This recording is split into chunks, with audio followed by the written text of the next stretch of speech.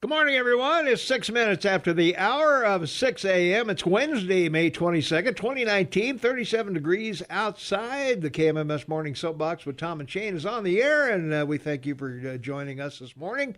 And Shane is back home in Vancouver. How you doing, man? I'm home, I'm alive, and I have Wi-Fi. You have Wi-Fi, yeah. We were kind of sweating it there that you might be on the just be on the phone today, so... It does make show a little easier when we can see each other.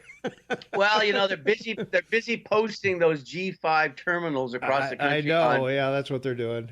On telephone, 350,000 in the U.S. and 50,000 across Canada. It's quite an undertaking. It really is. Yeah, it's going to be quite a deal when it's done too, if it ever is. If you liked high definition on your TV, you're going to love it on your phone. Well, I was going to say you're going to love it on your phone. All right. You had something you wanted to bring up, didn't you? No, I won't go. We'll do the weather first. We'll do the weather, and then we'll do that. Okay. All right. Weather right now, we're looking for a high of 50 today, but of course, rain. Why not? It was spitting snow this morning when I came to work, so that lets you know that it's the 22nd of May.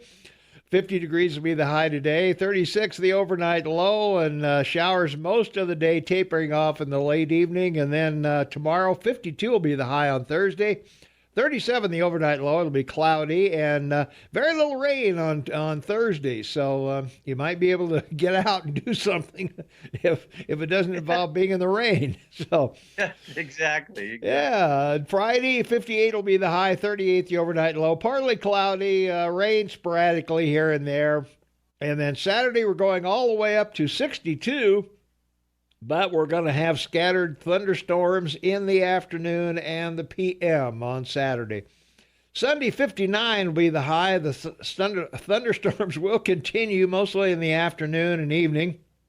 And then on Monday, we're back to 58 for the high, 43 for the low, and showers. And showers on Tuesday, showers on Wednesday, and showers on Friday. So that's your terrific weather for the week. Here. Temperatures around the area right now: Livingston's 36 degrees, Manhattan is 40, Three Forks is 41, Galton Gateway is 36, Ennis is 36, Gardner is 37, and they've got snow down there. And Big Sky is 30 degrees, and at our lavishly appointed studios here in, Belgrade, the airport is 39 degrees, sorry. And at our lavishly appointed studios here in Bozeman, 37 degrees right now at 9 minutes after the hour. So there we go with your morning weather. Indeed. Well, it's a good day, momentarily, because we're so early. Yeah. Pelosi will be meeting with her Democratic caucus to discuss impeachment. So I had an epiphany thinking about what Paul Ryan did to Trump when he was Speaker of the House, if we all remember 2 years ago. And, he bailed, walked away from Speaker of the House and took 41 Republicans out of the Congress with him. So over the night, I was thinking about this, and, she's been pretty adamant about this whole issue about her legacy, of course, being how long she's been in Congress. Mm-hmm. So I was thinking about these 6 points. So the investigative general reports coming out, and indictments probably will follow with the FISA warrants because of everything that's come out in the last 2 weeks. And the president is releasing in the next 7 days these 301 and more documents. The collapse of the inner cities that the Democrats run, we know what a mess they are because we've been talking about it. Border collapse and the failure on the Democrats wanting to do anything about it. And then, of course, sanctuary cities. And fratricide, which that's just beyond belief. And then the concern they have now with the numbers they're looking at with the black vote that may be shifting to the Republican side. And I think she's going to tell her caucus this morning, if you guys talk and move towards impeachment, I'm gone. I want to protect my legacy, and I don't want to be the head of the Democratic Party in its collapse, because I think that ultimately as a regional party. So there you go. That's my call this morning, a political call from me. Just opinion. Okay. Got to qualify that. Just an opinion. Well, I don't see how they can get impeachment done when everyone's up for election. The that's what I mean. entire House, 435 of them are up for re-election. And they got to go out and campaign. How are they going to have time to do this impeachment hearing and call witnesses and do all this stuff? And all nobody wants to do that. What was it, 20 or 36 seats, I think they took, or whatever, in the House. Like that. Yeah, they got to defend those seats. And all those people ran on the fact they wouldn't impeach Trump. Yeah. All of them. None of them ran on, on the fact that they would impeach him. So, yeah, it'll be interesting, but I think that's what she's telling her caucus. If you guys don't settle down, I'm out of here. Okay. Well, we'll see what happens. So, well, in this day in history, in 1813, composer Richard Wagner was born in Leipzig, Germany. So, good for him. Yes, and a fabulous kind of guy. I never understood this because, Wagner. It should be Wagner, but they call it Wagner. But, then I guess it is Wagner, isn't it? Yeah, I guess you're right. Sorry. What do I know? But, I'm German. Yeah, exactly. But he published between 1849 and 1952, and The Ring of the Nibelung is probably his most famous works, and harmonies and orchestras, textures, and developed it. The interesting thing about all these these composers in the 17th and 18th centuries, or 19th century too, was the differences they made in actually creating music. They adapted different formats, and his was particular about what they called texture and rich harmonies and orchestration that was elaborate. And he used what was called leitmotif. If you can't say it, don't say it. It's a short, constantly reoccurring musical phrase. So it's sort of the runner-up to the riff in the 50s music, the riff that you and I enjoyed in the 50s, 60s, and 70s. Mm-hmm. Yeah, he was the guy that sort of first came up with that concept. So there you go. All right. Important to our music today. Absolutely. Well, another well-known name, 1859, Sherlock Holmes author Arthur Conan Doyle was born in Edinburgh, Scotland. So quite a body of work from him. That's right. He did the canon of Sherlock Holmes and 56 short stories and 4 novels. Mm-hmm. And they started out as newspaper stories. They were short stories, newspapers, and ultimately became famous. And, of course, we've all seen the movies, hopefully read the books, but boy, what a literal genius this guy was. I mean, can you imagine sitting around writing 56 short stories and thinking about, well, how do I keep them different? I know, yeah. And how do you find the crime by observation and all the things that you did, There was a dead mosquito in the corner, and that's how I determined that raid was used until he determined. And the doctor was always emptying his pipe and reading the burnt leaves. Right, yeah. Well, on a lighter note, in 1868, the great train robbery took place near Marshfield, Indiana, and 7 members of the Reno gang made off with $96,000 in 1868 money, cash, gold, and bonds. Wow. They operated primarily in the Midwestern United States, just as you said, after the Civil War. And they were famous because they actually were the, as you say, but they committed 3 peacetime train robberies. And, of course, this was the most famous because it was the most. Mm-hmm. Yeah. But at that time, gold was transported exclusively on trains, and so was cash to pay people's salaries and everything. Right, yeah. Was he related, or was the Reno gang related to Reno at Little Bighorn? Yes, as a matter of fact, he was. Oh, yeah? And it was made famous by none other than Elvis Presley, who, he played that in his first movie, and he played Clint Reno, the brother, Clint Reno, and did a lot of singing on the prairies. Ooh, all right. Gang broke up because of lynchings of 10 of its members by a vigilante mob in 1868. So I would guess losing 10 of your members of your gang would probably put a little... I guess you couldn't go out putting recruiting posters up, huh? Yeah, well, hey, do you like gold? Do you like silver? You like bonds?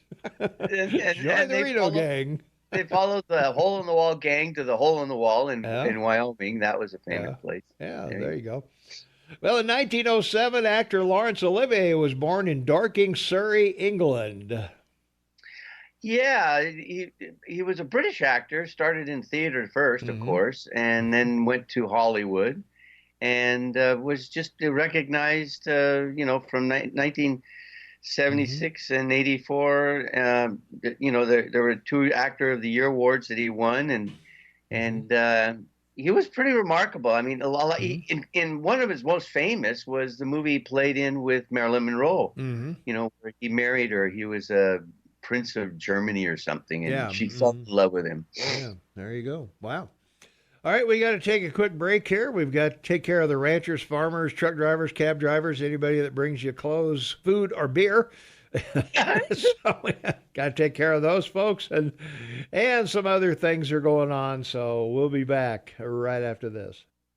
22 minutes after the hour of 6 a.m. It's Wednesday, May 22nd, 2019, 37 degrees outside. Tommy Galoff, your morning mayor in the house. Shane Taubman, half man, half amazing in Vancouver. And you're on the KMMS Morning Soapbox with Tom and Shane. And we're doing things you need to know about history. 1947, the Truman Doctrine was enacted as Congress appropriated military and economic aid for Greece and Turkey. Yes, this was one of those speeches a president makes that's rather important and historical. March 12th, 1947. And it was further developed July 12th, 1948, when he pledged to contain threats of communism in Greece and Turkey. Of course, Greece and Turkey have never really been good friends, even after Mm-hmm. World War II. And of course, they split the island of Crete. Even today, it's one half Greek and the other half Turkey. But the concern was, of course, the result of that Yalta meeting and that great little Iron Curtain letter between Churchill and Stalin for Eastern Europe, and basically their agreement of what countries the Russians would get and what countries the West would get, which didn't really appear for like 40 years. But the important thing was that this established the justification for the United States under the guise of national security to literally involve themselves in anywhere in the world that they deemed was in threat of communism. So, a lot of the things we've talked about governments since World War II, 72 that the U.S. have overthrown Right. was based on the Truman Doctrine. So, if anybody wants to talk about all these problems that your country has with overthrowing other countries, a Democrat. Yeah, there you go. Okay. Well, in 1960, a magnitude 9.5 earthquake, the strongest ever recorded, struck southern Chile, claiming 1,655 lives. Wow. It is remarkable because Chile is one of these countries in South America like Argentina that was well developed. I mean, during the Depression, the two strongest economies in the world were Argentina and Chile, and Mm-hmm. so they'd modernized and developed, into first world countries along with North America and other countries like Australia and Europe, of course, Japan. But the interesting 9.4 to 9.6 was on the Richter scale. It Mm-hmm. lasted for 10 minutes. The tsunami Wow. reached Mm-hmm. all the way to Hawaii, Japan, the Philippines, New Zealand, Australia, and the Aleutian Islands. Wow. They were 25 meters, 82 feet high. Ouch. And yeah, I know it. And Surf's up. that's right, exactly. And waves were reported 10,000 or 6,200 miles away from the epicenter at 35 feet. That's a big wave coming in the morning. That's a pretty 35. good sized wave coming in there. You're sitting out there with your morning coffee, and all of a sudden, Marge, I think we need to get the car started. I think so, yeah. I think we But need to head inland. remarkable thing about these natural disasters, I have another one to talk about later here, Mm-hmm. but as terrible as the loss of life is, it wasn't that great. Yeah. That's amazing. For that much in a city, Yeah, right on the ocean, that's pretty. that's right. Any loss is bad, but that's pretty low. You're right. Well, the other thing too is it happened at 3:11 in the afternoon. It Mm-hmm. wasn't it So was everybody wasn't asleep at yeah. asleep at the wheel. Yeah. They could get out. They could Yeah. get out. Run, Run. grab that coffee cup, Mark. Let's go. Let's go. 1981, on this date, the Yorkshire Ripper, Peter Sutcliffe, was convicted in London of murdering 13 women and was sentenced to life in prison. Yeah, quite a prolific killer. He was, I guess. Yeah, the British have an issue about that, don't they? Yeah, they seem to like those Ripper people. 1990, North Yemen and South Yemen, merged to form what? The Republic of Yemen. I know. It's a very sad story, actually. I mean, sort of like Vietnam, huh? Exactly, and they're all Muslim, but it's very tribal, and the Tutsi tribe, of course, is a domineering tribe in the country, but this is like a very small area, 203,000 square miles. I mean, that's like a third of Montana. You know what I mean? Like, 27.5 million people, 48th largest population in the world. Mm-hmm. The GDP is $73 billion. I mean, that's like the size of Colorado. I know, yeah. Mm-hmm. Per capita income, 2,380. Not a lot. Not a lot. Nope. Nope, that's not even 10. That's not, I don't know. Is that $10 a day or $100? Like that. No, yeah. Not good. Yeah.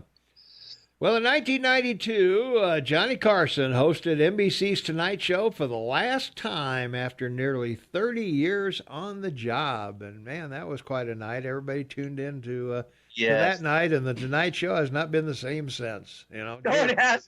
Well, Jay Leno made a good effort at it, but it's gone downhill ever since. I don't think we've got, Jimmy Fallon's not getting it done, in my opinion, anyway. But that's right, and NBC probably wouldn't be here today if it wasn't for him. October 1st, 1962 to May 22nd, 1998, 178 shows. Amazing guy. Mm-hmm. I mean, and he made Burbank famous. Yeah, he did. Yeah, Burbank Studios. And the other thing he did, of course, when people went to bed at night, they turned off the TV from the Tonight Show and turned on the TV in the morning to the Today Show. And he even upped the Today Show ratings by just being there. So there you are. A great example of an amazing guy. TV Guide's 50 greatest TV shows of all time. He was at the top. He was just always at the top. There we go. All right, we got to take a break here at the bottom of the hour. I zapped the Montana business or Montana news, so you won't hear a repeat of that. So we'll get Fox News and weather and some other things. So hang around. We got a lot more to go. 33 minutes before 26 minutes after the top of the hour. 33 minutes before the top of the hour, I guess, if you want to do that. So. That's right. I don't know. It's morning. We just know it's morning. Oh, and it's hump day. Wait a minute. It's 25 minutes before the top of the hour. Give me a break here. Jeez. People are going, wait a minute, 33 minutes, I'm late for work. Yeah, I know. No, you're not. You're perfectly on time. So relax, take it easy. Have another sip of your coffee. That's right. Don't worry. Well, we've got some pretty appropriate news, I guess, coming up on... because it's a Memorial Day weekend coming up. World War II soldiers' remains are going to be returned to Bozeman, Shane. Army Private William Boegli, I'm probably butchering his name, maybe Boegli or by golly or whatever. But anyway, he's coming back and grew up in Gallatin County, participated in the 1944 invasion of Angwar Island and was killed while leading a group of litter bearers to evacuate wounded soldiers, and was buried without identification for 75 years. Family considered him missing. Then in August, the military accounted for his remains through DNA and anthropological analysis and circumstantial and physical evidence. So he was taken to Manila. He was buried there for a while with the unknowns, and then he was finally identified. And now they'll place a rosette next to his name in Manila that he was identified, and they'll bring him home, and he'll be interred in Sunset Hill Cemetery here in Bozeman. So quite a great story back then. So yeah, pretty interesting. So if people are listening, that'd be a great opportunity on the weekend because it's a long weekend. And if you're not planning to go camping, take the children and let them see the pomp and circumstance around this issue. It's really amazing because there's so much happening in your country, and you think about the great graveyard outside of Washington D.C. for the military and Arlington, and it's interesting too because Arlington Cemetery was land provided by General Lee. It was his family land that his family plantation he gave to the government for Arlington Cemetery. So yeah. I hope that the left out there doesn't have some idea about wanting to deface Arlington Cemetery because it was given to the United States by a Confederate. But yeah, you should go out with the kids and have them experience this. This is a remarkable thing. It really is. I would agree with that. From our text line 478-8298, on this day in 1944, the Communist Party endorsed FDR for president. So that wasn't in our day in history, but no, go for it. Why not? Well, he wasn't. Well, he did have a Stalin spy in his cabinet, so I guess that's only right. I guess, yeah. I was going to say that's the way it is. So, well, in other bad news, Montana health officials have recorded 265 people sick with whooping cough so far this year, with a new wave of cases in Gallatin County over the last week. And for a little perspective, this time last year we were at 21 cases, so it's quite a jump. People with a respiratory tract infection called pertussis often experience dry coughing. It's an illness that spreads fast without intervention. So this is a vaccine-preventable disease. If a person is not up to date on their pertussis vaccine, it's a good time to do so. And the state's tally of cases since May 16 lapsed last year's total of 143. So we're way ahead of schedule on that. So whooping cough becoming quite an issue in these. That's right, and it's interesting because it's it's basically similar to common cold, so it gets confused. But because it's a bacterial disease, it's not a viral disease. Like you said, there is a vaccine for it. And it's very bad on older people and young children, and especially young children with developing their lungs. So yeah, that's for sure. You really need to pay attention to it because it is one of those things that can be not a good thing, right? Well, in news that no one cares about. Another building is going up in Bozeman. No, we're not having another building. But anyway, we reported back in the middle of May, I guess, that the MSU faculty members that cell biology and neuroscience would be merged immediately with the Department of Microbiology and Immunology. Yeah. So that came as a shock to the CBN's faculty. So apparently they are not happy. They're criticizing the decision to merge these departments. And why do we care out here in the wilderness of Montana if these two scientific places get together or don't? Who cares? Mayor, you have to care because they probably heard about it on the morning soapbox. They probably did. So and they went to the administrator and said, hey, what is this I heard this morning with the morning mayor? I mean, what's going on here? Yeah, apparently it came as a shock to the cell biology and neuroscience group. They dispute the administration's portrayal of their department as falling short in its teaching and research missions and is uncooperative. So we figure, well, if you're short on your teaching and uncooperative, we'll just put you under the charge of someone else.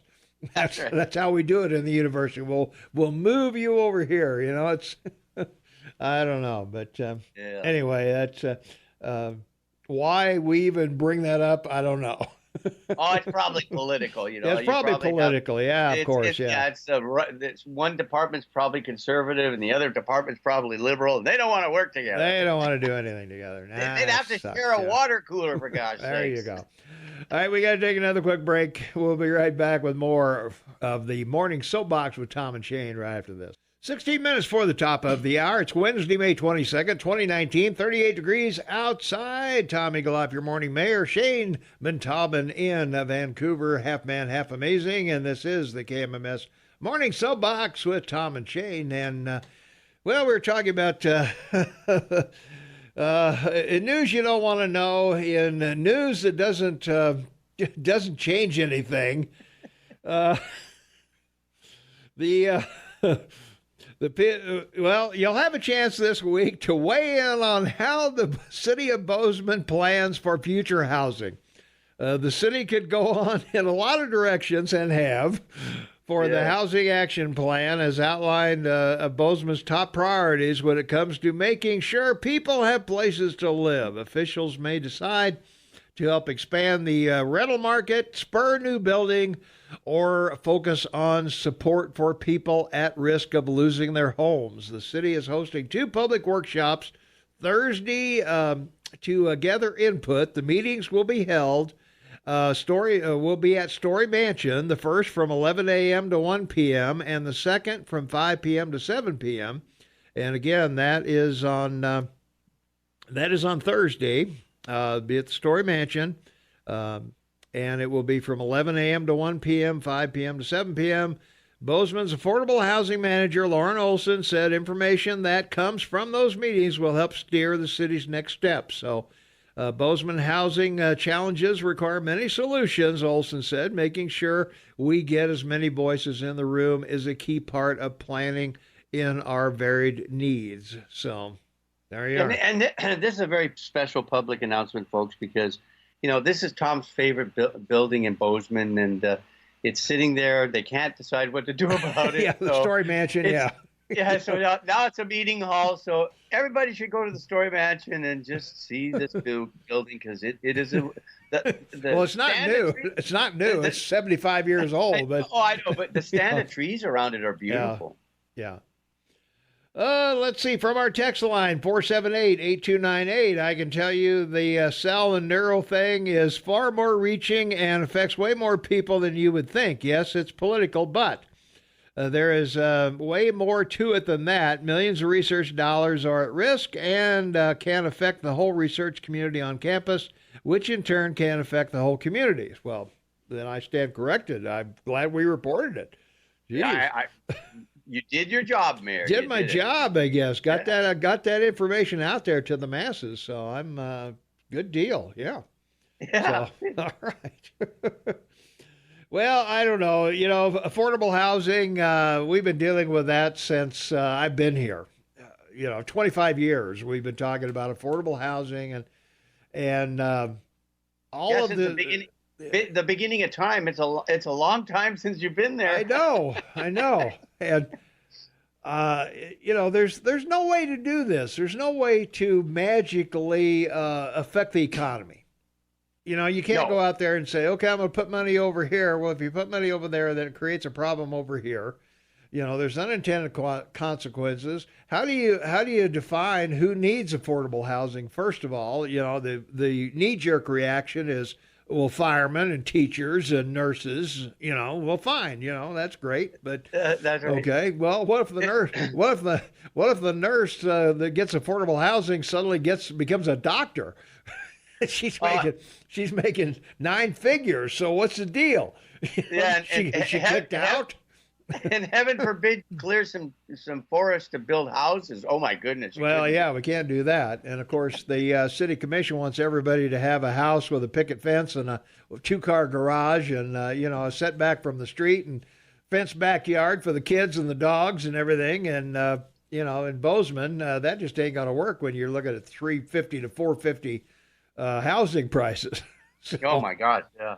So help me out here, and you can't go out and force builders to build substandard housing, where they don't make a profit on it. They're gonna either have to make more profit on other houses to pay. They're gonna have to make more profit on 8 houses to build 2 low income houses. Yeah, that's right. And do you want to spend $400,000 on the end of your block when there's a $200,000 house at the other end of your block?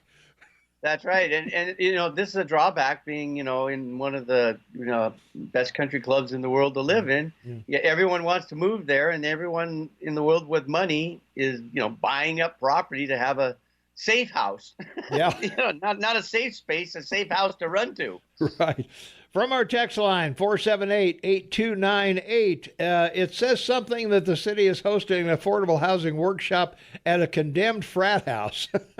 Well thought out there, City of Bozeman. Insert eye roll here.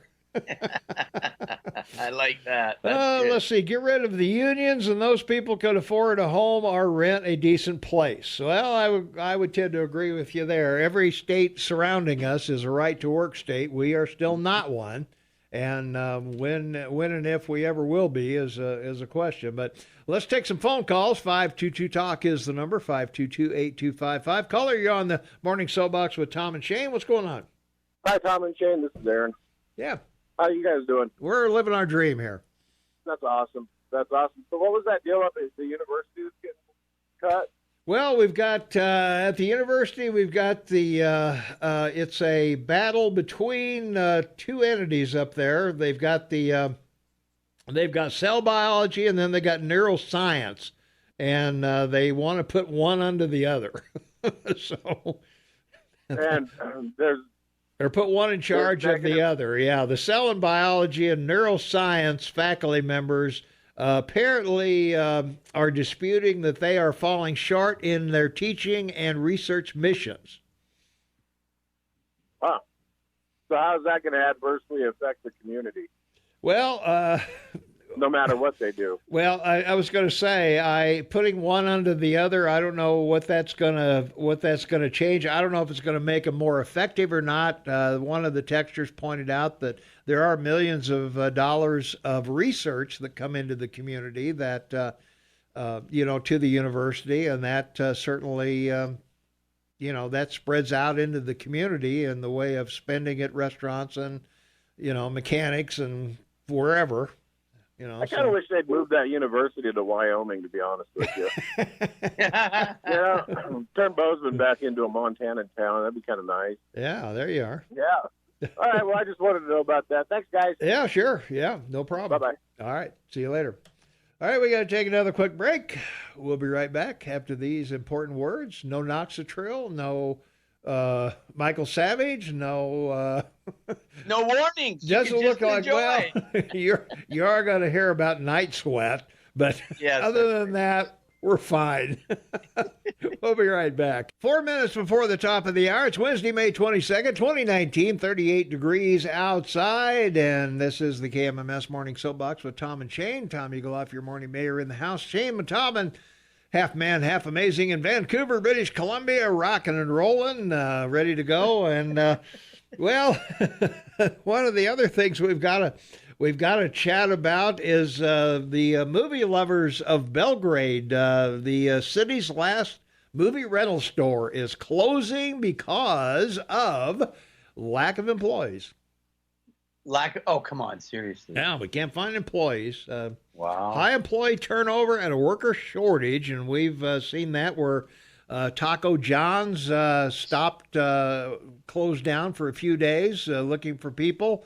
Perkins Restaurant has reduced their hours from time to time because they can't find waitresses and waiters and whatever. So, wow, it's right now the school's out, so it's we don't have 10,000 or 16,000 or 20,000 students here working.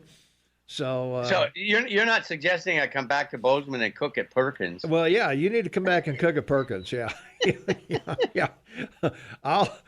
I'm emailing your resume as we speak. Over if I were to do that, I just want all those people out there to know that you can leave a tip for people that cook your breakfast. Okay, they can get a tip too. That's right. Always. Well, it used to be before we changed the law here. They used to pay waiters and waitresses about $2.50 an hour, roughly. And yes, they made the difference on tips, but the management had to make sure they were compensated more than minimum wage. That's correct. Which was whatever it was at the time. And then when we raised the minimum wage a couple of years ago, I think what is it now? It's $8.10 or $8.20. I forget which. But now waiters and waitresses make $8.20 an hour, or make whatever the minimum wage is, plus tips. So, well, and what a lot of companies did in that situation, because they had to pay more. Well, that's true. Yeah. The waitresses and waitresses have to give a percentage of their tips to the kitchen, so they don't have to raise the wages in the kitchen. Actually, that's not legal according to the law and the wage and hour. Oh, I know it's not legal. Yeah. But they do because they don't want the cooks sabotaging the food because the waiter's going to take the brunt of it.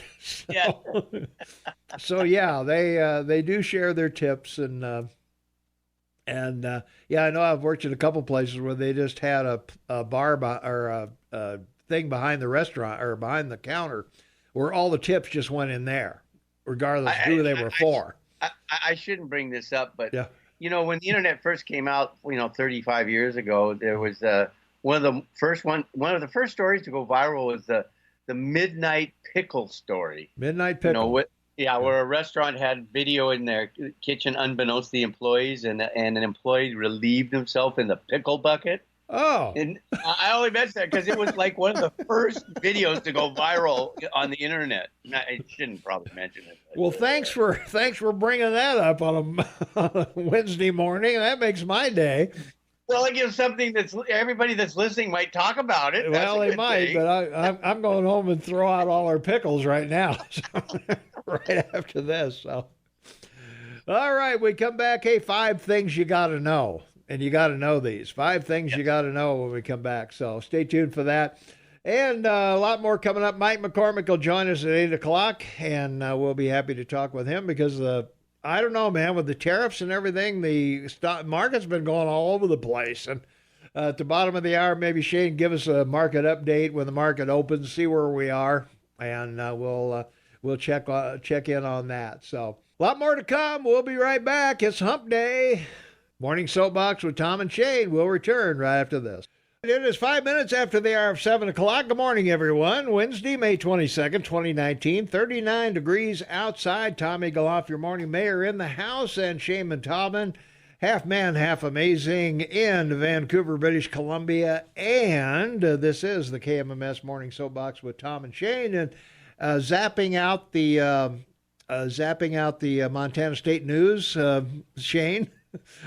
I also played the commercials at 17, so that's good. So we have no breaks at all till the bottom of the hour. So saddle up. We're going to have a lot to talk about. We before we get to the 5 things you need to know, there's a couple things going on. We got to do a couple of things. There's a fundraiser for Park County Deputy Brian Elliott Pearson, I guess it would be. I'm sorry. Just before midnight on April 5th, 2019, a Park County Sheriff's Office vehicle and a passenger vehicle were involved in a head-on collision south of Livingston. Deputy Elliott Pearson was flown by air ambulance to Billings, Montana.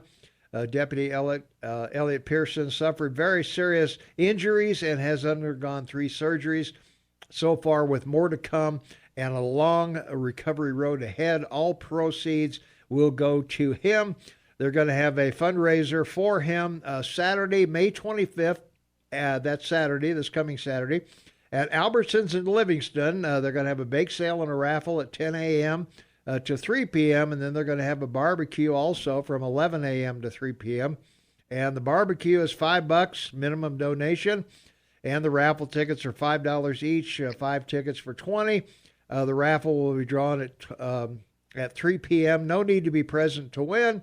And if you want to purchase raffle tickets for information or to donate, contact Carla at 223-0303, 223-0303, or Nikki at 223-2564, 223-2564, or 223-0303. So sounds like a good thing to do. Get some barbecue on Saturday. Get in the raffle. It doesn't say anything about what the prizes are, but I'm sure they've got some nice ones. So get over there and support this fundraiser for Park County Deputy Brian Elliott Pearson. So it sounds like a worthwhile cause, so I would encourage everybody to go over there and take part if you're in the Livingston area, or drive over to Livingston and get some nice barbecue over there. So that'll be a good deal. That'd be a terrific deal. Terrific deal. The other thing I've got to talk about, we've got a new message app that I've talked about a little bit. Obviously, we've got the text message, but if you're on your cell phone, AM 1450 KMMS, using our app, people are confused that they can't text the show while listening to the show, but you can do that. All you have to do, if you're listening to the show on your cell phone, if you look up in the left-hand corner of your phone, you'll see 3 little doodads there. Click on that, and then click the KMMS logo, and it will take you... Excuse me, did you say doodads? Little doodad, yeah, the little three little doodads I there. just want to, okay. Yeah, there's 3 little lines up there in the left-hand corner. Click on that. Aren't they called icons? Well, it could be. I don't know. It's not an icon. It's just 3 lines. Oh, I'm sorry. Okay. So anyway, click on the 3 lines. Click on the logo, and you'll be listening to the show. And it'll take you back to the show where you have the listen button, the message button, and other buttons. So you can message us and never miss a second of the show. And that may be faster than pulling up the text line. And so if you're on a smartphone, all you got to do, if you're listening to us on your smartphone, go up in the left-hand corner, click the 3 lines up there, click the logo, and you'll see the message right next to the listen to us. Click the message, type in your message. You'll never miss a portion of the show at all. So there. How cool is that? It's a cool deal. It may be faster to get to us that way than through the text line. So. Okay, another epiphany. My turn. Okay. All right. So I love reading. I'd like everyone to, or assume everyone knows I do. So I was reading this book, African Samurai: The Enduring Legacy of a Black Warrior in Feudal Japan. And why, may you ask? Well, I love the history of Japan. It's quite remarkable because they are a developed country. So you wonder, like, what's the rest of the world been doing? And then you read about a country like Japan, you understand how they sort of moved through what we did in a short period of time. Mm-hmm. This is a great story. It's about one of the most powerful warlords in samurai Japan in 1581. Think of those. 1581, Nobunaga Oda. And he met a gentleman that he named Yasuki. He was a black slave turned retainer. Retainer in that time meant that he was given over to someone in Japan, not as a slave, but as a servant. And this was the first black person in Japan. And not only did people, have mass demonstrations and almost rioted wanting to see him, Oda thought that he was a god because of the skin color and everything, and the Japanese were fascinated by it. Anyway, long story short, he became one of the most famous samurais in all of Japan, 1581 to 1630. I just think that's a great story. If you want to check it out, you might enjoy the read. Okay. Then that took me to the thought about, I don't know how I did this, but it took me to the thought about what we've been talking about, abortions. And, since 73 Roe versus Wade, 61.5 million abortions in the United States, 32% black. Yeah. That's like almost 20 million African babies. Mm-hmm. So I checked and looked. 45,789,000 African Americans. So that's like 2 generations of black people being wiped out. I know. So yeah. I was thinking about Margaret of Planned Parenthood's probably sitting up in her grave going, "Thanks, Democrats." Yeah. You're doing the job better than I ever could. You never thought it would work. Thanks so much. Very sad, yeah, but right. Just wanted to make that contrast because we did so much talking about abortions. Yeah, we did. Yeah. Let's take some phone calls. 522-TALK is the number, 522-8255. Caller, you're on the Morning Soapbox with Tom and Shane. What's up?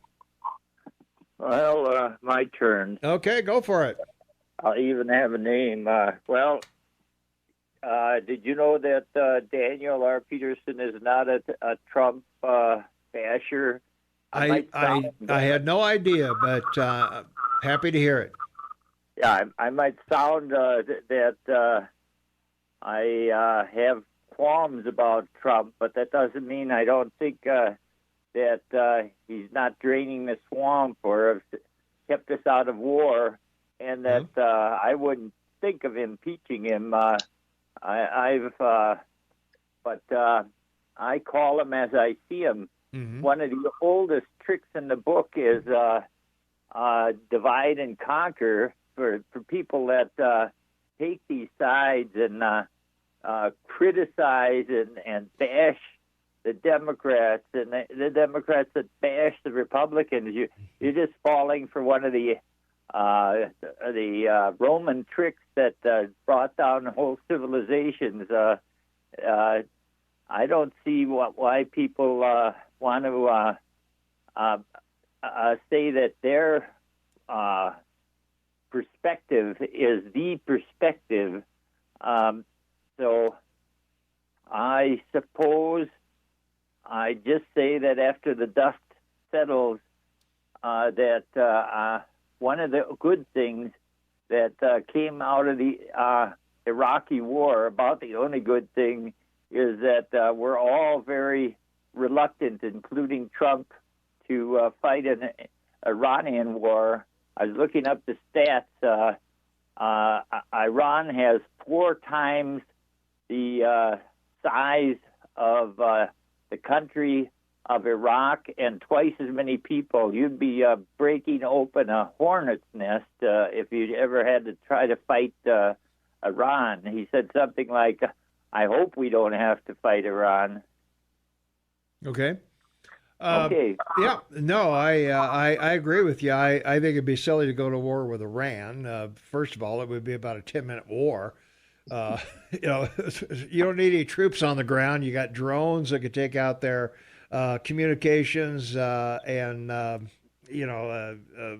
infrastructure, gas, oil, everything, food stores, you name it, in a matter of a few days. So yeah, and you never have to put a boot on the ground to win that war, I don't think. It'd be a 1 century reaction. However, it'd be a short. Instead of the 7-day war that Israel did, it'd be the 7-minute war, I think. Yeah, be a 1 century reaction. Every Muslim in the area is doing as it is. They'd be trying to get at the throat of America for the next century. Well, maybe that could be that could be possible, but what's the alternative? To let them just foster terrorism all over Europe and the United States and the free world? I mean, is that what you want to do? Is just sit back and let them do that? Well, listen to them. They're saying we're not doing it. We're not doing it. It's just like Saddam Hussein. He said, I don't have weapons of mass destruction, and he was right. Well, according to the briefing that they gave Congress, Iran was responsible for the bombing of the ships in the harbor and the other things that went on.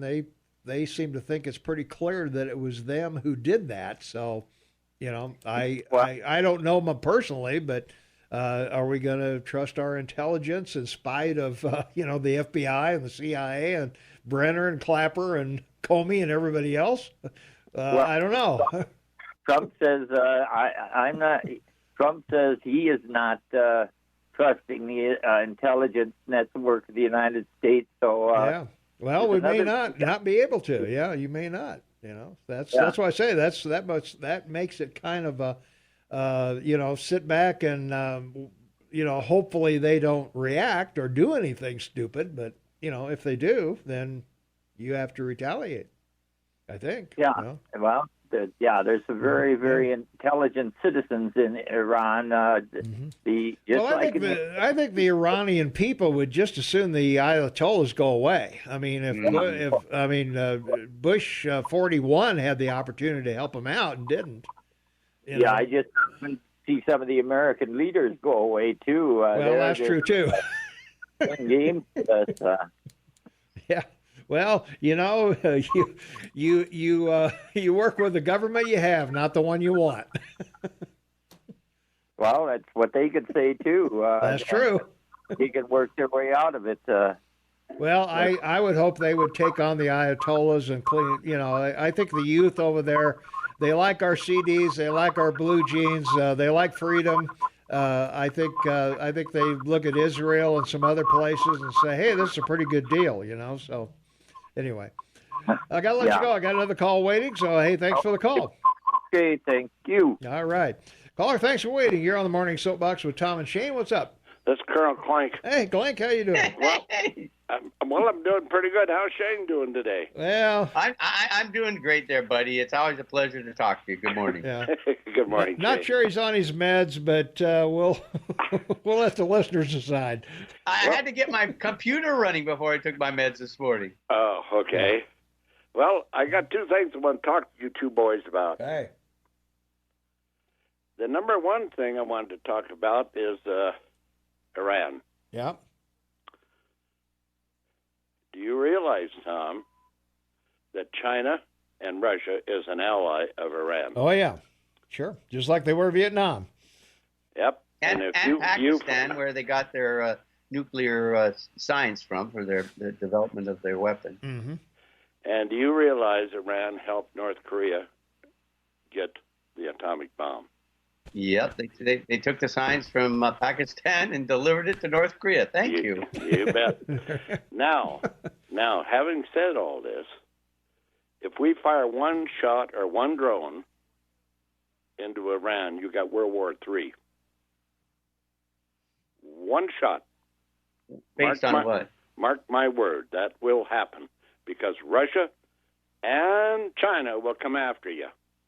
No, I don't think so. Oh, yeah. Yeah. You take a shot at Iran, and the other Muslims of the Sunni Muslims of the world will be cheering in the streets because they hate the Shiites. Yeah. Well, I don't think so. I think that'll be the start of it. Okay, now.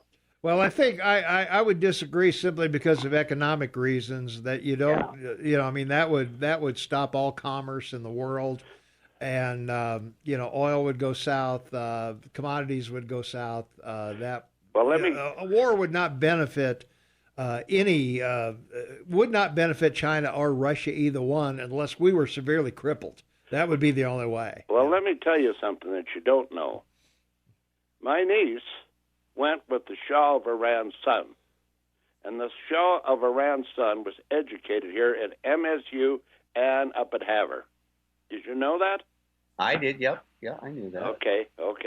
Now, I know what he said, and I believe that. Now, I'll just leave it at that. But the other thing I wanted to talk about was the Golden Sunlight Mine. Yeah? There's 57, that's in our own neighborhood here, Tom. Mm-hmm, it is. And that's 57 men or a little better that is going to not have a job. Yeah. Now, these 57 men have homes in Whitehall and Butte and some here in Bozeman and Three Forks. And J.S. Redpath, I work for them. I went with them to Nevada. Mm-hmm. But they're the mining contractor there for the underground mines. Yeah. And what I'm saying here is for every one that's laid off there, it's going to affect 5 more for every person that's laid off. Now, what's going to happen with Three Forks? And Whitehall will dry up to nothing. And what's going to happen with the banks that's holding the paper on these houses and stuff? And these folks won't have a job. I'm worried about things like that. I guess I'm crazy for worrying about that, but I care about my fellow man, and I care about what happens in my community. You know what I'm saying? Sure.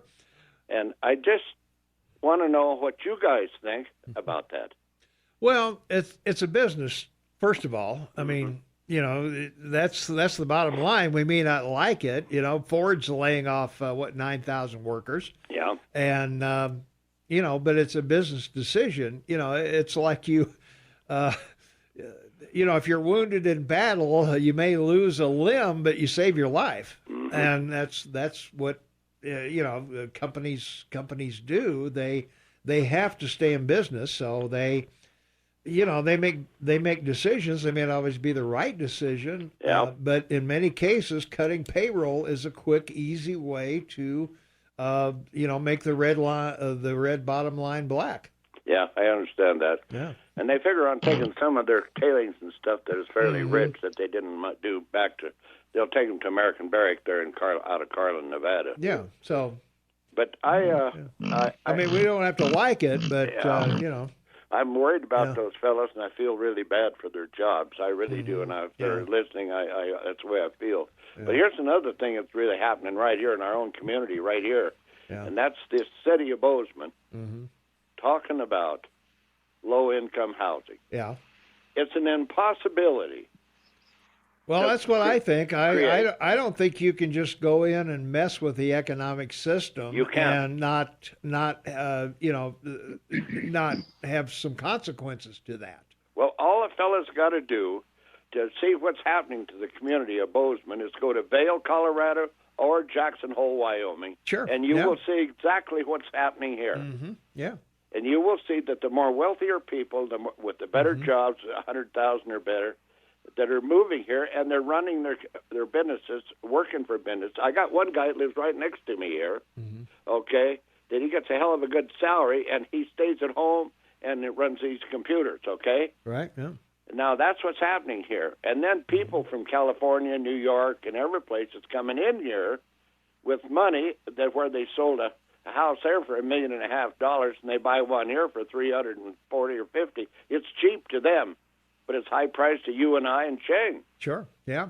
You know? Well, I think everybody should write your congressmen and senators in or your congressman and 2 senators in Montana and ask them why they're not asking HUD, Housing, Urban and Development Department, why they're not building low housing in Bozeman or any other place in Montana. They built it all over the Northeast. Well, they spent billions doing it for the people of the Northeast.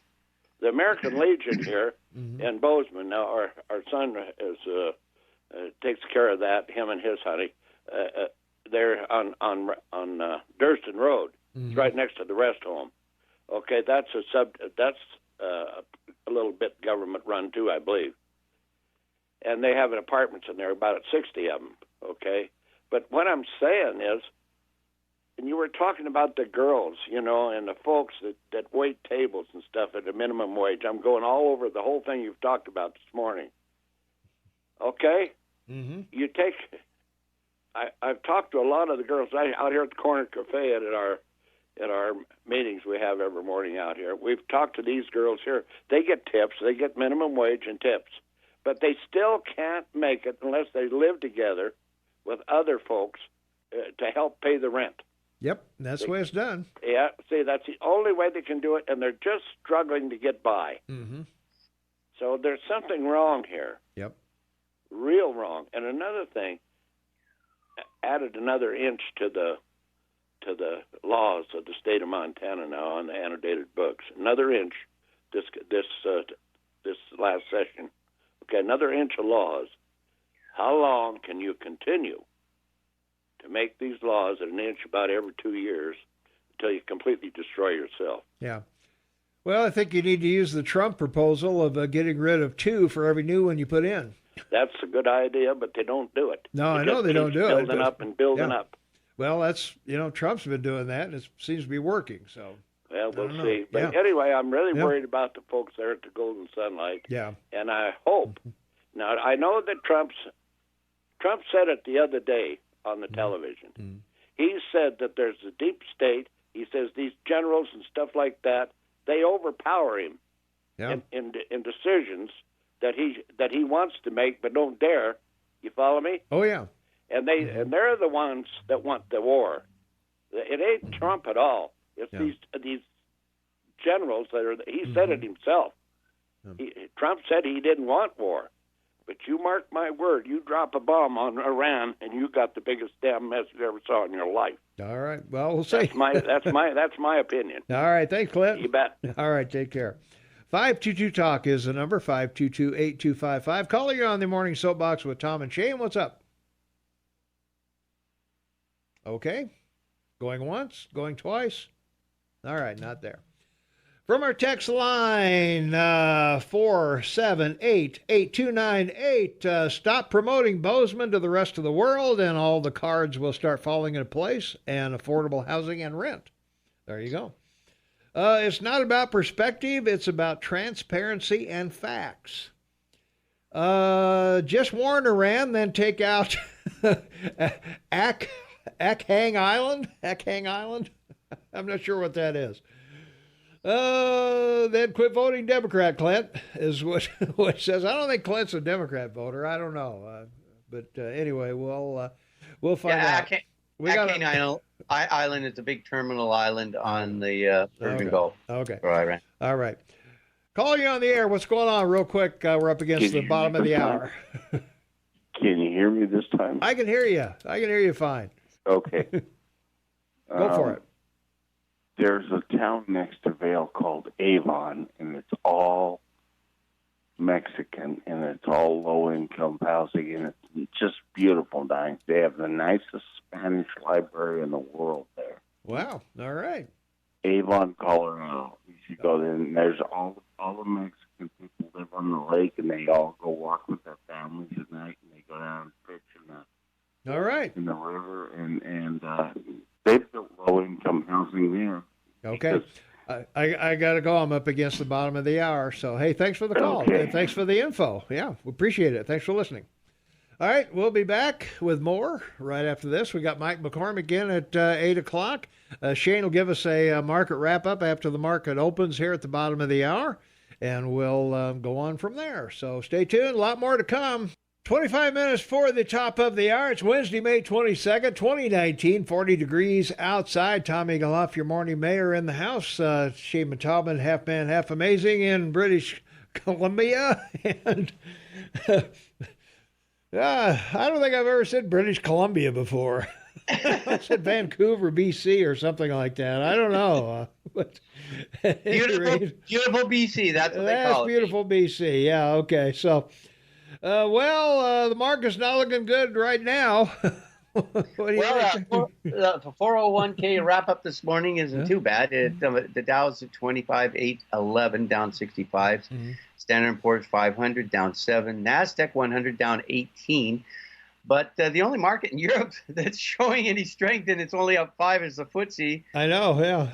The rest of Europe is down pretty solid, including Germany. Yeah. And, of course, unfortunately, Spain. It's still continuing to be hammered. Asia is still flat, and the rest of the world is sort of just moving along, waiting to see what will impact the market globally. Commodities, crude oil down 51 cents to 62.50. Brent in Europe, the Russian price of oil, 71.76. Natural gas, 2.58. And the national average for gasoline in your country, $2. We're at 8.17 because of taxes, U.S. a gallon here in Canada. Metals, gold is trying to get back to that $1,300 mark. I don't think it will. And silver is at 14.48. And so we have to look at this because, these are side markers. We always talk about markers in the market. Soybeans are up 5.75 because, the Midwest is still under 3 feet of rain now, 3 months of flooding. Can you imagine? Yeah, I know. That 8.29 on soybeans, and it's an interesting contrast to what everyone's talking about. Wheat is 4.72. It's down 6.50 today. And orange juice is 98. That's a big marker for the southeast. And livestock, live cattle is 110. And beef itself is at 10.77. Lean hogs, $89, down today. Yeah, well, they got swine flu in China. That's right. Swine flu is a huge problem. They've been slaughtering hundreds of millions of chicken and duck. Mm-hmm. And aluminum's $17.96, down $1.50, and of course steel is at $4,100, up $47 today, and lithium's at 101, important to electric cars. But the other thing that's interesting is the Baltic dry rate is up $8 to 1,049, which means shipping is sort of starting to increase a bit. So maybe this issue with China and the U.S. isn't all that everyone's making it out to be. Government bonds, real quick.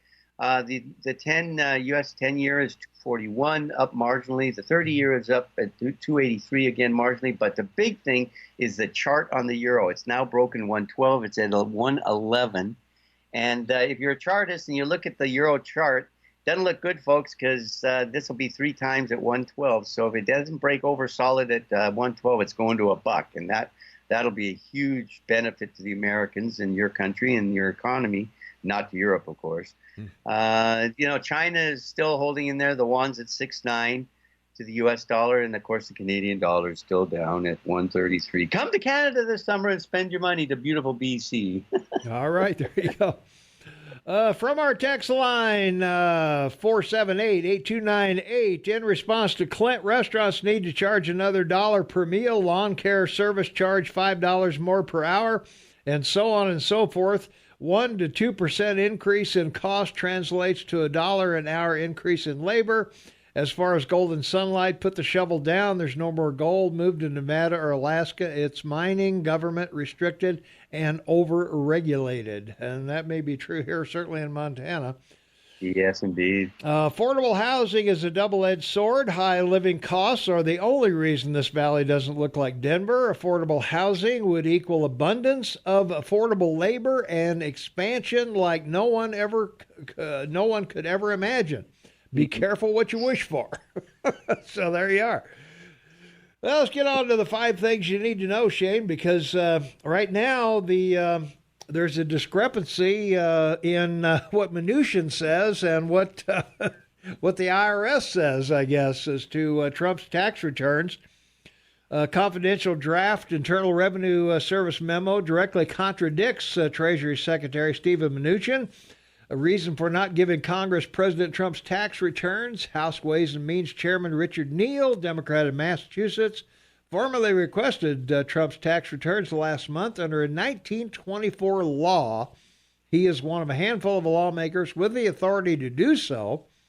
And Mnuchin has refused to give Neal the returns, claiming Congress does not have a legitimate legislative purpose to request the documents. But the memo states otherwise, asserting that it is mandatory the returns are disclosed, as the law does not allow the Secretary to exercise discretion in disclosing the information, provided the statutory conditions are met. Well, there you go. We did cover this several weeks ago about the Revenue Act of 1861, which Abraham Lincoln initiated because of the Civil War to raise money. And it was deemed unconstitutional in 1895 by the Supreme Court in Pollock versus Farms. But there is a qualifier because of the ruling in the United States Supreme Court, and that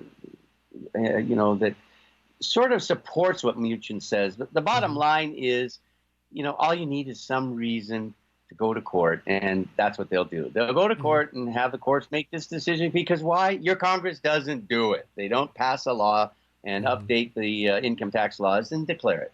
Yep. All right, we got to take a quick break. We'll be right back. 15 minutes before the top of the hour. It's Wednesday, May 22nd, 2019, 39 degrees outside. Mike McCormick will join us around 8 o'clock, and Shane Matobin, half man, half amazing in Vancouver, and Tom Eagle, your morning mayor, in the house. And, from our text line, let's see here. Bitcoin is at 78.41, Shane. Oh, that's right. I didn't bring that up, did I? Didn't bring up the Bitcoin. I forgot to give you the Noxatril warning, but when it comes to ED ads, 2 women gossiping about a man is pretty low. So, I don't know. That I've tried to get them off here, but they just keep on coming. So I don't know what to tell you. I don't know what to do about Noxatril. But I just don't think it's appropriate from 6 to 9 in the morning when you got kids going to school and all kinds of stuff like that. And, I don't know. I'm showing my prudish, old-fashioned ways, Shane. I just called old school, buddy. Just old school. Is it old school? Yeah, is that what I am? I'm old school. You're old school, pal. Well, guess what? U.S. Customs and Border Protection has constructed just 1.7 miles of fencing along the southern border with the $1.57 billion Congress appropriated last year for the project. So we're rocking and rolling right along. We got a mile done so far. Well, I just want to throw this out there. One of the things that isn't reported, and the reason it was so expensive, or one of the biggest reasons, was they had to appropriate land from landowners to build it. Well, that's true. So, you got to go to the land people exactly. to get it. Yeah, that's true.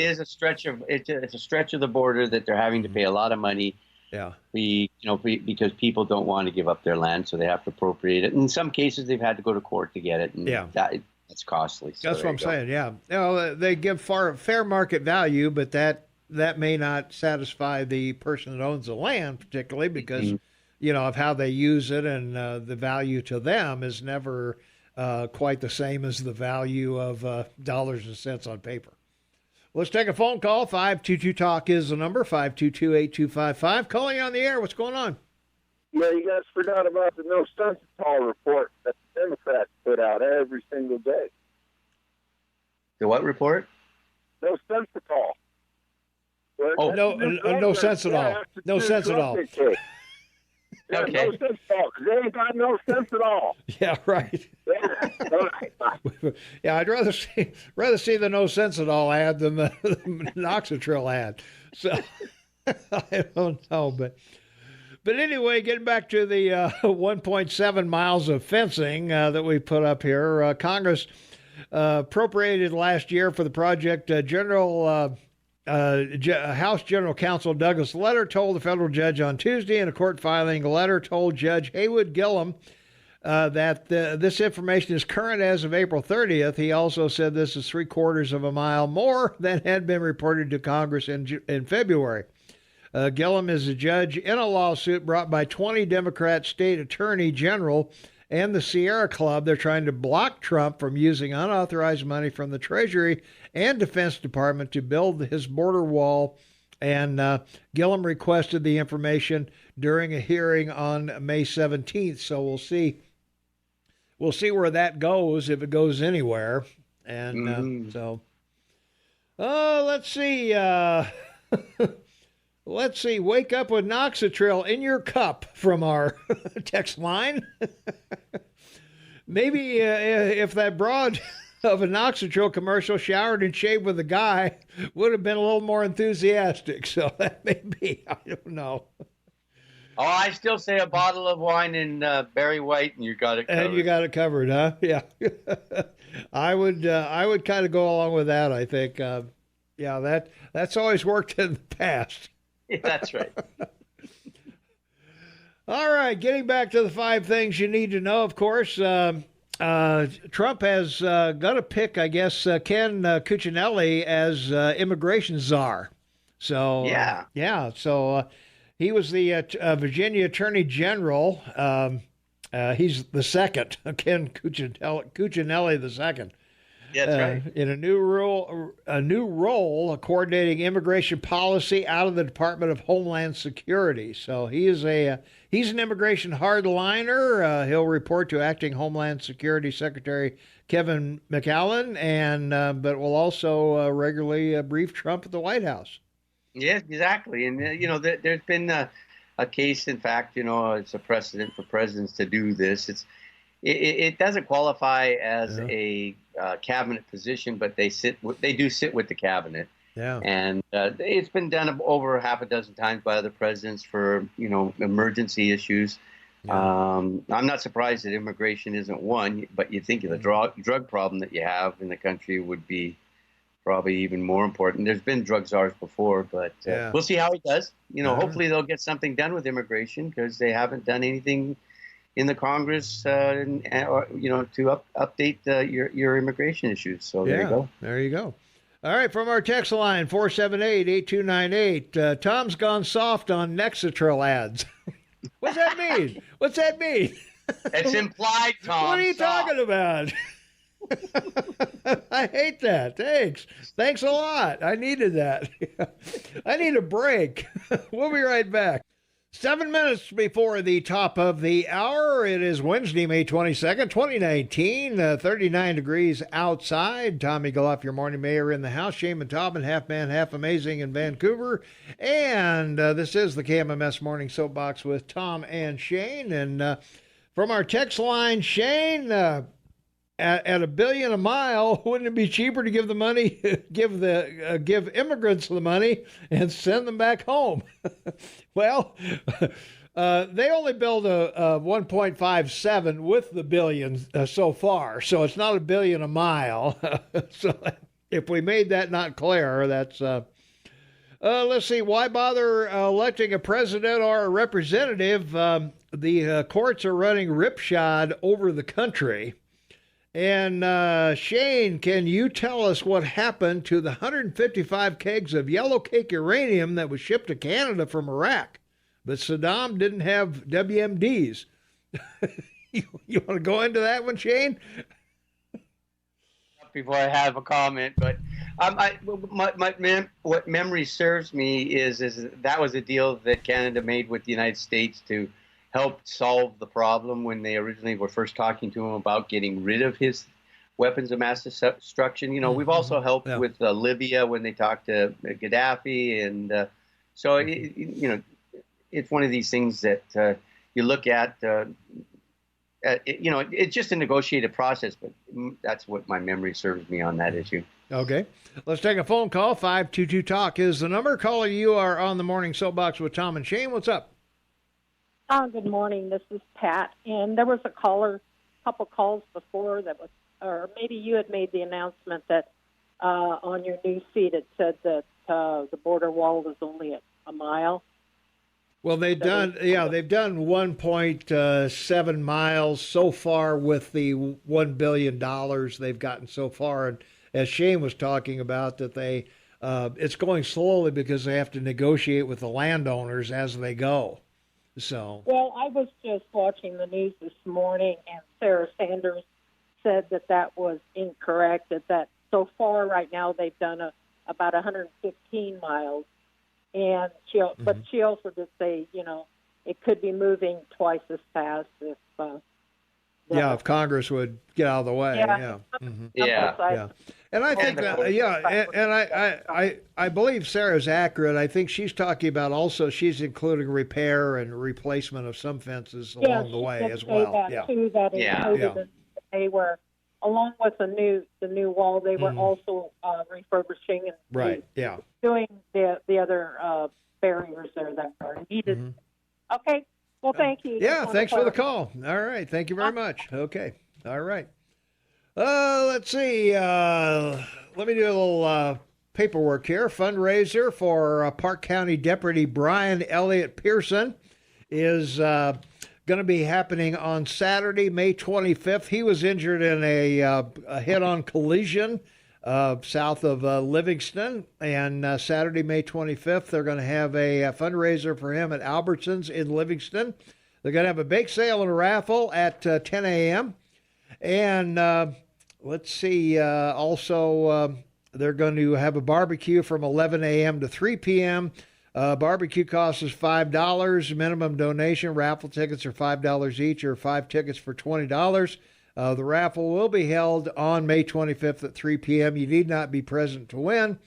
To purchase tickets for the raffle, contact Carla at 223-0303, 223-0303, or Nikki at 223-2564, 223-2564. So hope everybody will turn out and support that fundraiser for Park County Deputy Brian Elliott Pearson. He's got a very serious injuries from the crash and has undergone 3 surgeries and will have more surgeries and a long road to recovery ahead. So all the proceeds go to him. So let's get over there and support our local law enforcement. That will be a good thing to do. So.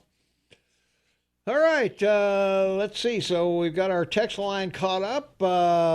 Mike McCormick is in the house. Geez, gets better and better, Shane. Oh, you bet it does. Well, we've got House subpoenas for former White House staffers. Gerald Nadler's at it again. He wants to talk to White House counsel Don McGahn, Annie Donaldson, Hope Hicks. Wants everybody to show up, and so far nobody is. So... He's getting a little upset. I think Nancy Pelosi's worried about her legacy. There's 3,144 counties in the U.S., and less than 800 are now basically, Democratic counties. The rest are Republican or red. Yeah. And the interesting thing about it is that when you look over the political map of your country, they're just beating this drum, and it's just hurting them more and more every day. It doesn't make a lot of sense. But I want to get on to hemp because that's the last thing before Mike is coming on that we got to talk about. Hemp? We got to talk about hemp? Yeah, the CBD has showed promise in treating heroin addiction with hemp. And, this is a pretty cool thing because, cannabidiol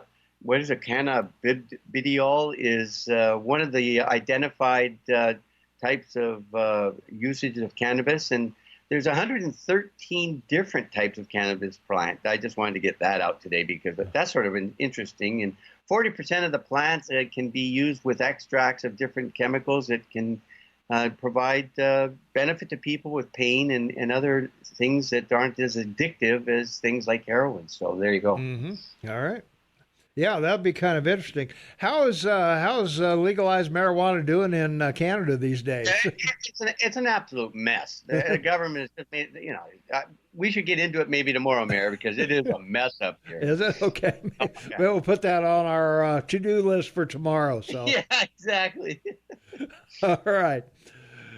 The young and talented Mike McCormick's in the house. How you doing, man? No, I'm not feeling so young this morning, but I appreciate that. Not so young, huh? Right. Well, anybody who's younger than I'll take talented, though. Yeah. Happy morning. Happy hump day. All right. Yeah, thanks.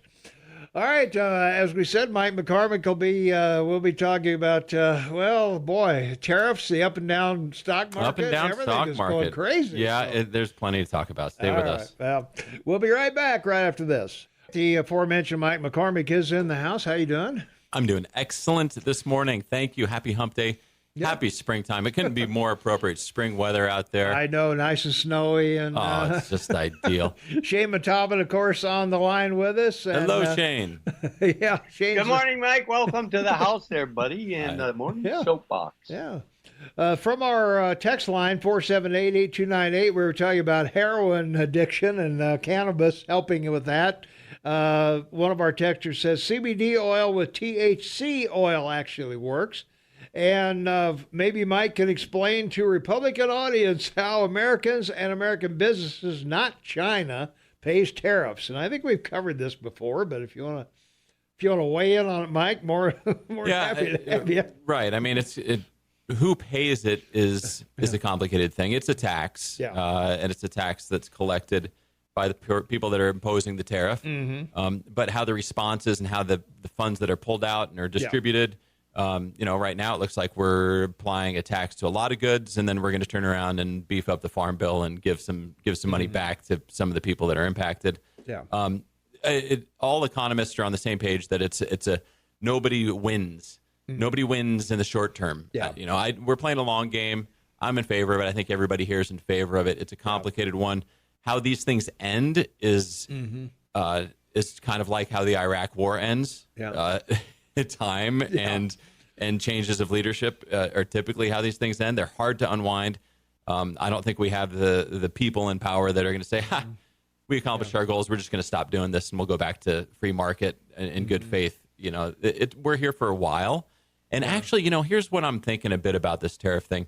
I was looking at selling some of my Exxon holdings last month, and that probably would have been a good choice given how it's behaved.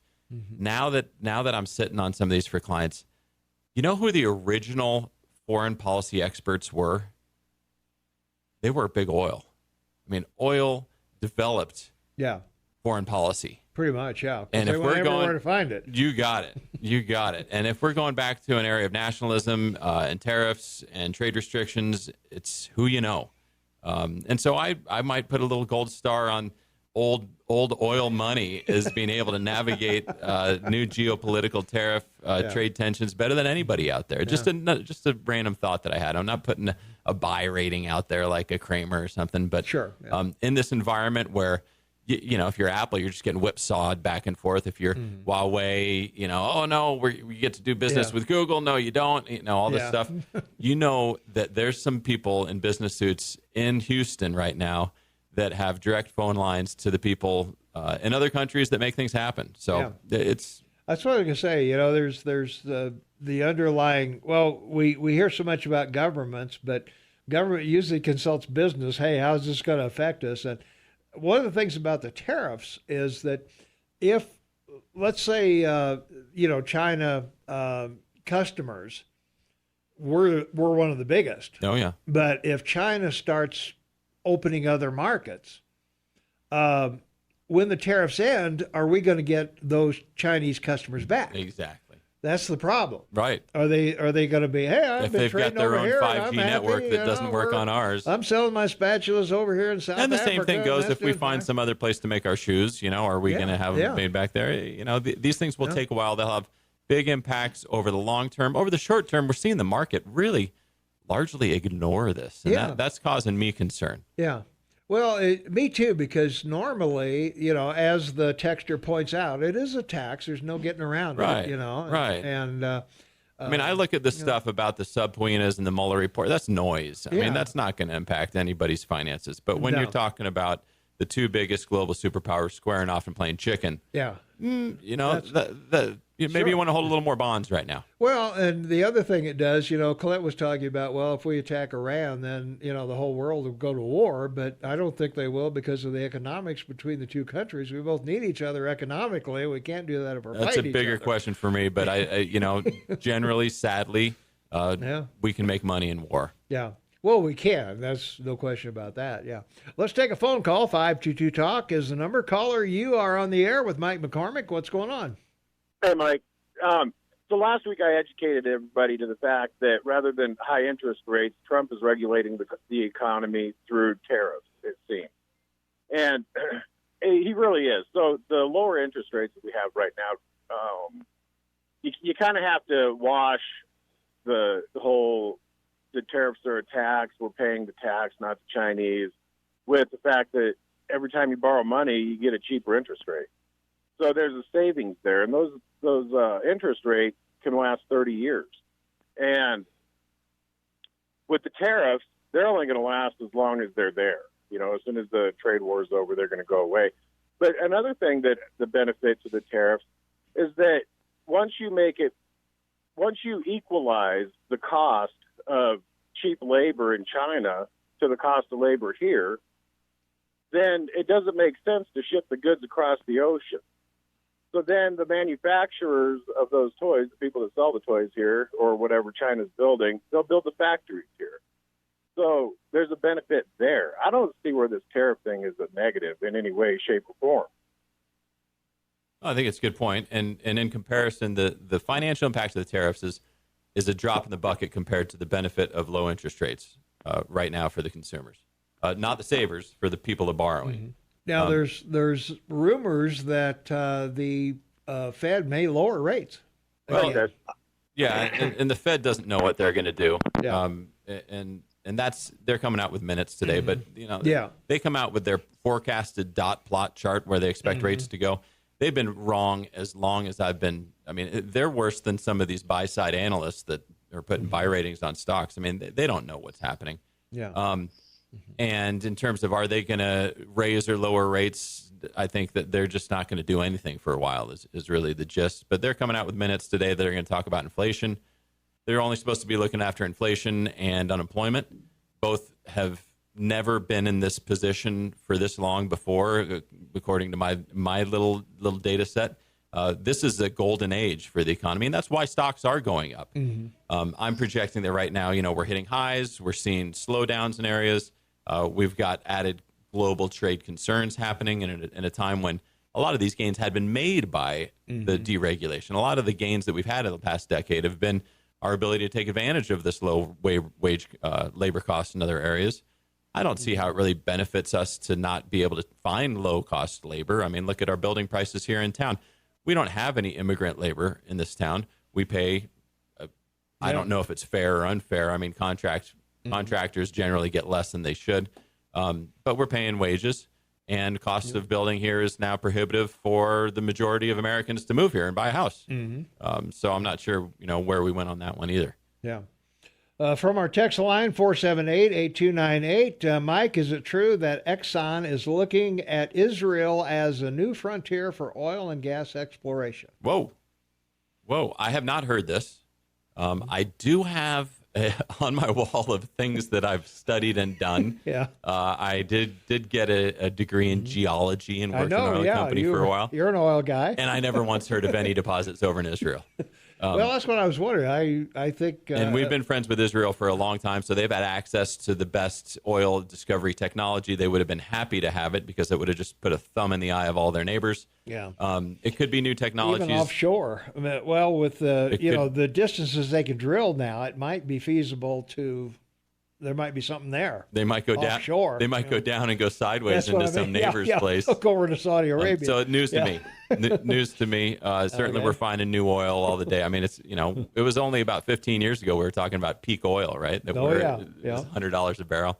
Yeah. From our text line 478-8298, how many times have tariffs worked, and how many times have they failed and made things worse? It's really hard to tell how many times they've worked. I would say NAFTA probably worked. I guess I think that was kind of an agreement on commerce between our three countries. Yeah, that's like a no tariff club. The new situation here. But I always ask when people ask me, do tariffs work? Well, does an imbalance of trade work with China? $500 billion of imbalance. 95% of our stuff that's non-agricultural comes in here with no dime at all tariff on it to 320 of the most affluent customers in the world. Yeah, this is a big question that we're not going to figure out in 15 minutes of talk radio. That's for darn sure. Where I see it is that from a foreign policy standpoint, when everybody can gang up and tariff a country or sanction a country or whatever term you want to use. We can influence change in that country. Yeah. The problem with China is that we let them get pretty big, and they've got their own relationships, and they're pretty sexy for other countries to want to do business with too. So I don't think we're in a great spot to do what we're trying to do. I think that there's a limit to how hard we should play chicken on this one. Yeah. And again, in terms of the average saver out there, I don't want to cause any concern for your 401k. Times are really pretty darn good right now. Yeah. We're going to have a cycle. It's not going to be because of tariffs. I don't think that we're going to cycle down. I don't think it's going to be because of corporate debt. The Fed came out with a warning. Oh, we got an eye on excessive corporate debt out there. Well, rates are in a great spot for dealing with some debt, and banks are healthier and consumers are healthier. So I'm not too concerned about a lot of businesses are just sitting on cash. I'm not concerned about a lot of bubbles. I mean, there's a bubble in the high interest car loan market. Mm-hmm. Well, they're on wheels. The Repo Man movie was real. They know how to solve that problem. I mean, there are bubbles out there, but there's no big thing that we can see right now. And of course, that's the nature of these things, is you can't see. That's right. We got to take a quick break. No Noxatril, though, but we'll be right back with Shane and Mike McCormick and myself right after this. 21 minutes after the hour of 8 a.m. It's Wednesday, May 22nd, 2019, 41 degrees outside. Shane and Tobin, half man, half amazing in Vancouver, British Columbia. Tommy Galoff, your morning mayor, in the house. And the inimitable Mike McCormick is here. And we have from our text line 478-8298. They think you may be wrong about immigrant labor here in the Bozeman area, Mike. Well, they don't let me into the Yellowstone Club and see who's hanging sheetrock up there. Okay, but I can probably guess. I don't know. Remember, tariffs go both ways. Yes, we pay tariffs, but so don't the Chinese. The Chinese government has been taxing American goods for a century. Time's up. That's not free trade. Free trade is no tariffs either way. In a trade war or tariffs, it's based on economy. And I would think that's a good point. Does Trump think we'll make TVs and iPhones in USA on assembly lines? Fun work, by the way. We can't compete with their labor rates. Trump is living in the past. And I would say, Mike and I were talking about that off air. And so much of China and India and Malaysia and Vietnam and all these places are going to automated, factories. Sure, their profit motive is the same. If they can make more by paying people less, by using robotics more, they're automated. But I mean, they need more intelligent people to run the robots and run the assembly lines and run the things that they're doing. And I think that the wage gap that used to be when they were whittling spatulas in huts, now they're making them with woodcutters and lathes and whatever, that these people are demanding more money. And the wage gap that used to say, manual labor versus experienced labor has become closer together. Well, sure. In a free trade, open economy, imbalances only last for so long. Right. Now, can we ever have free trade with a communist country? Probably not. Yeah. But I want to jump in here and point out how great this show is, and that these texts, if you text in, Tom's reading it. If you call in, we're answering your phone call. It's great to have the community out there. I appreciate people disagreeing and correcting us too. It takes maybe not more than a village, takes a small town. So appreciate it. Which hopefully we still are, as much as I doesn't look that way when I walk outside. It doesn't look that way so much. Did we want to talk about local real estate, affordable housing? Absolutely. All that sort of stuff. Why not? I used to have a lot of rentals back in the previous cycle. Yeah. And it was a good investment. And a lot of people make a lot of money in owning real estate. And certainly that's how people make money in this valley. But I was doing some work on my own house last night, and I was just cursing like a sailor. I bet. And I just recognized that I am not somebody that wants to be owning more than one house. Yeah, right. As much as, you think, it'd be nice if I had a fourplex and blah, blah, blah. You know what? Or else you need a hell of a handyman. I'm in the right business because I like having my money invested in things where I don't need to do anything other than just sort of prune it, right? Every once in a while. But getting the dirty hands is not for everybody out there. Yeah. And getting into real estate right now is a lot like getting into stocks. It's a lot like getting into anything where, there's not a ton of upside in the near term right now, I would say. So you better like what you're doing. You better have faith in doing what you're doing. And, in terms of affordable housing in this area, it's okay to rent during a time like this, I think would be the way to go. And it's okay to be patient. You can get good returns on your savings as you're building up your down payment out there. And you're going to need $40,000 to get into a house in this market. And that's my recommendation, even if you don't have, if you got a special type of loan program that lets you put less down, be careful on that. I mean, there's a well-known fact out there that most first home buyers don't know. Yeah. They'll loan you more than you should borrow. Oh, yeah. Gladly. They will loan you more than you should Yes, borrow. they will. Yes, whether they it will. goes for student loans, cars, or homes. Yep. So just know that, they're incentivized to, in fact, loan you more because they make it on an origination fee. They're not a fiduciary for you. They don't want you to default on the loan. Nobody wins then. Sure. But when you're looking for affordable housing in this area, you're going to be puzzled on where it is. And unfortunately, that's kind of where we're at right now in this cycle right now. Well, the other thing too is that as having owned rental property, that when the housing rates go up, so does property taxes. So your rent has to go up to cover maintenance and property taxes. My property and taxes else, in the past decade have gone up $1,000 on my property. Yeah, and it's not a big place. You're not alone either. Right. And so that cost, I have to bear that cost. And if I was in retirement, I would have to bear that cost. That is inflation. And we could light up the text line on property tax versus sales tax. I don't know if we got enough time for that one. But you can also invest in real estate through public markets. And we're doing a presentation at the Grand Tree today. We're hosting it for accountants, local area accountants. Your accountant, you might not know, needs to get 40 hours of continuing education per year. 40 hours.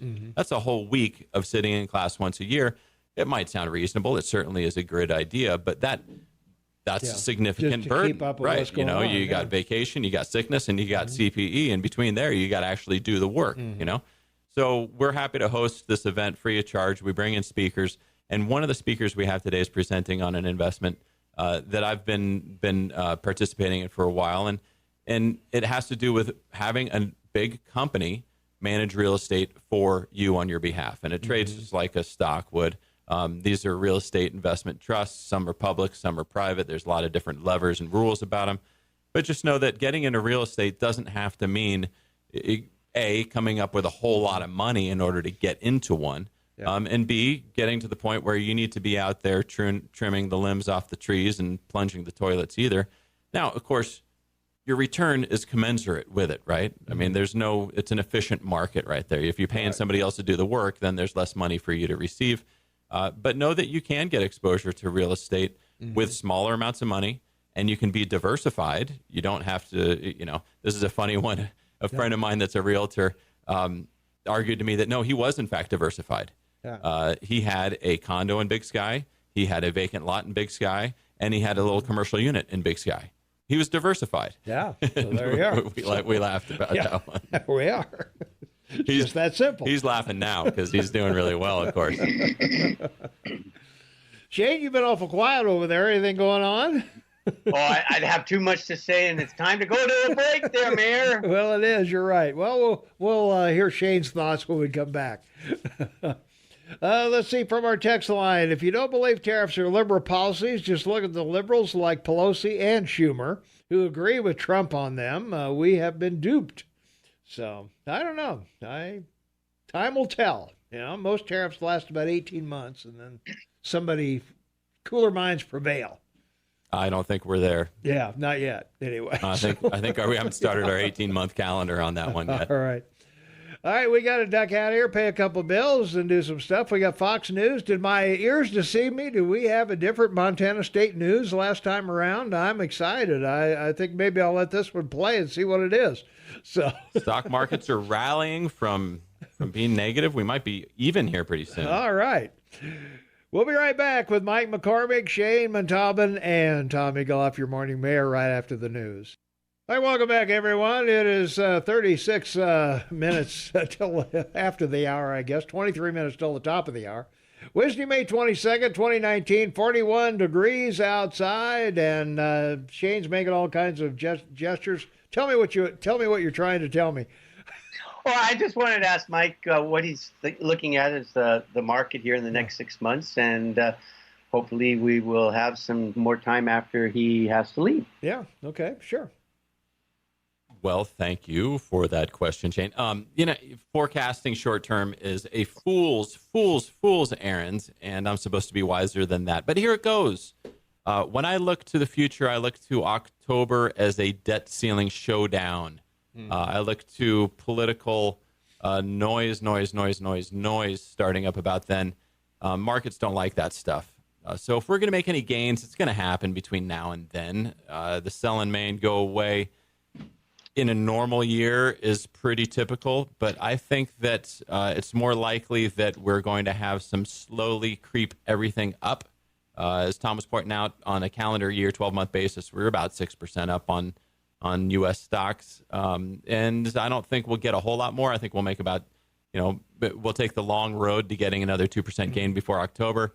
And then depending how this game plays out and how nasty things get, we might muddle along. So I don't have a whole lot of upside. I don't have a lot of fear either. Things are good. People are in a good shape. We should be looking for inflation, and we aren't seeing it. I don't think we're going to see it. Yeah. But that would be the concern out there with the way rates have been.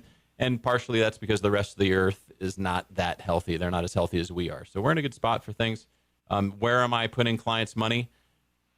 Carefully diversified portfolios and making sure that they've got plenty of safe money earning 2% in CDs right now. Yeah. Index funds? I'm still an index fund fan. There's liquidity concerns with some of the fancier ones. Meat and potatoes. And the longer I spend time in my business, the more I eat meat and potatoes, because I just saw a portfolio come in from one of the large, well-known wirehouses, not so dominant in this town, so I could probably throw their name out there. But there is so much random garbage in this portfolio. I can tell who took this broker out to lunch every day of the month because they just picked it up and put it in there. So my work is not going away. Index funds are not going away. Lower fees and transparency and simplicity, that's fashionable. That's what we build the cornerstone of our business on. I think most advisors in this town would agree. So careful if you're getting something fancy out there. That's probably the biggest risk. If you don't understand what it is, take your time. Go ask your CPA what they think about it. All right. Let's take a quick phone call, then we got to take a break. Caller, you are on the air with Mike McCormick, Shane, and myself. What's up?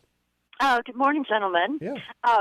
Talking about the local housing market, if you actually include the word affordable, like affordable housing in the Gallatin Valley, wouldn't you say that's an oxymoron? Pretty much, yeah. Well, it depends on who it's affordable to.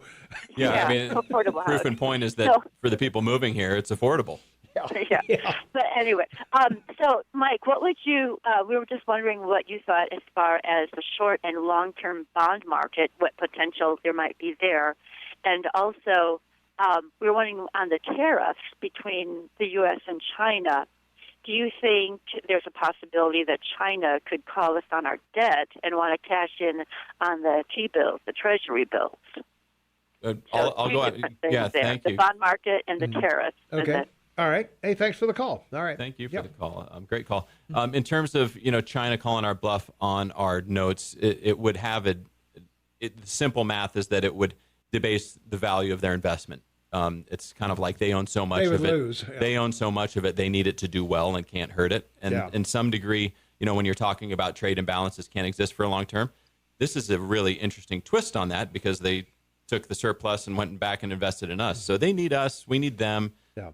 And behind all the tariffs, I think that the big people in the room understand that we can't go scorched earth on it. So I don't want investors to be too concerned about that. In terms of bonds, bonds are not the best way to make money. Bonds are written by the people that you loan the money to. They write the contract. They put call provisions in there. They got default provisions in there. All the if things go wrong, it's their decision basically, and you're just along for the ride. So I don't like to build portfolios around bonds, except for when there's opportunities. And I did say there's opportunities in the short end of the curve right now. We haven't seen 2% short-term rates in forever. There's a negative yield curve between short and mid, so you don't want to be in the 3 to 10 years. But it's really interesting watching the long ball right now. The 30-year Treasury has had some big rallies, and that has been the safe haven for these scares that happen. Is still long-term Treasuries, going back to what China owns of ours, long-term Treasuries. And they're always going to be tracking some level of inflation and cost of money. So it's not to be done without, but if you're a David Swenson Yale endowment sort of person, the only thing to own is long-term Treasuries. Otherwise, own all stocks and cash. Yeah. Meat and potatoes. That's the theme of this show. It just goes simple, and we're going for singles right now. The home runs have been taken. Yeah. You're not going to get in on the Uber, startup. You didn't want to get in on the Uber IPO. You're not going to get in on the $100,000 Bozeman property. Yeah. So careful getting in at the $400,000. Again, we're looking for meat, potatoes, and singles right here. Right. Thanks for the great questions, everybody. Sorry I got to run, but the morning mayor is in charge. All right. We'll be back right after this, and Shane and I will take over, and we'll talk about, I like I-bonds. We'll talk about those when we come back. You do. I like them, yeah. 13 minutes before the top of the hour. It's Wednesday, May 22nd, 2019. 41 degrees outside. Shaman Taubman, half man, half amazing, is in Vancouver, British Columbia. And Tom Eagleoff, your morning mayor here. You're on the KMMS morning soapbox with Tom and Shane. And if you missed any of our programs, of course, they're all recorded, and you can hear them. We're at 750 some downloads of our shows. So by all means, just go to KMMSAM.com and click on Tom and Shane's podcast, and it'll take you right over there to all of our shows, and you can check it out. And if you missed anything or any part of the show, you can relive it commercial free. That's the great part. There's no commercials. Mm-hmm. Yeah. That's right. It's cool. It is indeed, yeah. Well, I mentioned I wanted to talk a bit about I-bonds. They're treasurydirect.gov. You can buy I-bonds over there. The nice thing I like about I-bonds is you can get in them real cheap, $25, I think is the minimum, something like that, $20 or so. And they include inflation. If inflation goes up, so does the bond. So that's a nice thing. Inflation doesn't eat your earnings. So I really like that part of it. So go over and check it out. As I say, you can get in for a little bit. I think you got to keep them for 7 years before you dump them with the interest. But hey, if you want a place to park some money and make some money and not worry about inflation eating it up, I-bonds at treasurydirect.gov might be where you want to go. Well, let's take some phone calls. 522-TALK is the number, 522-8255. Caller, you are on the air. What's going on? Is that me, Thomas? That's you, man. Well, I just want to let you know that I've changed my mind. There is a real climate crisis going on. Because I'm looking out my window and I'm watching it snow. Yeah? On the 22nd of May. I know. What's up with that? Yeah, I got to admit that I've seen snow in almost every month of the year here. But if you lived here long enough, you have. I have. I know. So. Right. The thing that gets me is, this time of year, I don't know, we're getting an awful lot of northeast wind. Yeah. I mean, it's been every day for a week now, and it ain't like it's a breeze. And rain too. And rain. Yeah. So, yeah, I don't know. Yeah. The weatherman's got all the knobs dialed in one direction, I guess. Well, it's that climate change, Crisis. That's the problem. Yeah. It's the climate crisis. They've made the move.